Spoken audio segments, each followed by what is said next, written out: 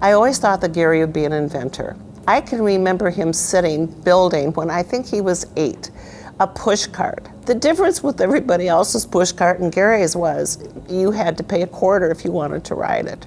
We charged like a nickel or something to ride on it, and we were busy all the time.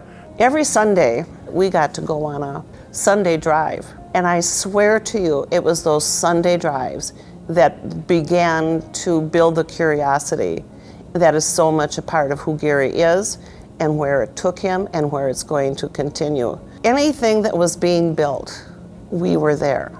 Always had a curiosity.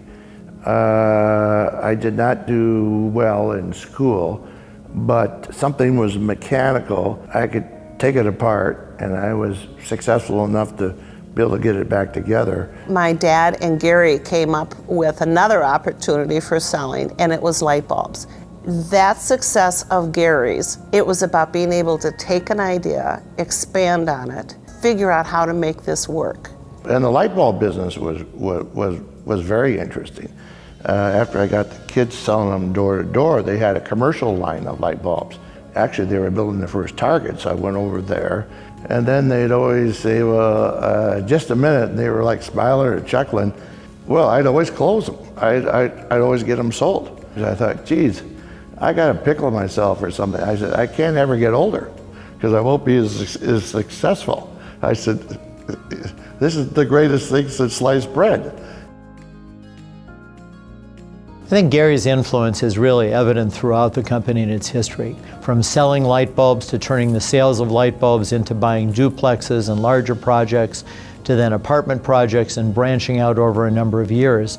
But he recognized the real value that was created in being able to not just acquire or develop, but to hold for the long-term projects. You began to see a pattern in Gary acquiring, doing the hard work, expanding, and then taking the next step. Gary actually had formed Colonial Apartments, Inc. And then in 1979, Gary felt that the company was doing things in addition. So Gary came up with quite a mouthful. It was Colonial Services and Management, Inc. I talked Gary into changing the name. That became CSM Corporation. Dating back to my beginnings at CSM, I think the initial phase was what I would call kind of the Gillette coal boom. And then I think the next kind of simultaneous next phase was LaBelle's.